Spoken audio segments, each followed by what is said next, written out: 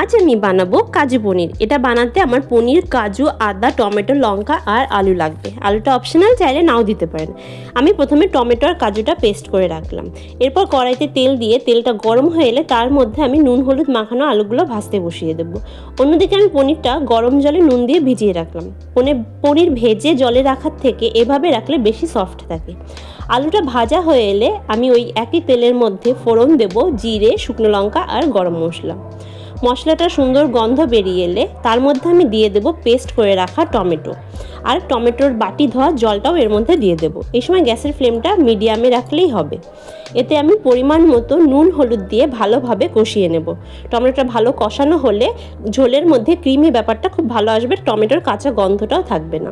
এরপর আমি of camera tomato পেস্টের মধ্যে কাজু বাটাটা দিয়ে দিয়েছি। তার মধ্যে দিয়ে দেব আলু ভাজাগুলো।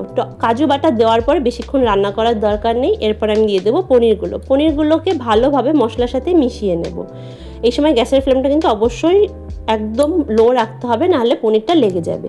পনিরটার সাথে মশলাটা ভালোভাবে কষানো হয়ে গেলে তার মধ্যে আমি স্বাদ মতো নুন, চিনি দিয়ে দেবো, আর দিয়ে দেবো কস্তুরি মেথি। কস্তুরি মেথিটা দেওয়ার পর আমি 30 সেকেন্ড মতো রান্না করে নামিয়ে নেব। এই রান্নাটা খুব অল্প তেলে এবং অল্প সময়ের মধ্যে দারুণ খেতে হয়। এটা বাটার পনিরকেও স্বাদে হার মানাবে, আর যারা পনির খেতে ভালোবাসে না তারাও চেটেপুটে খাবে।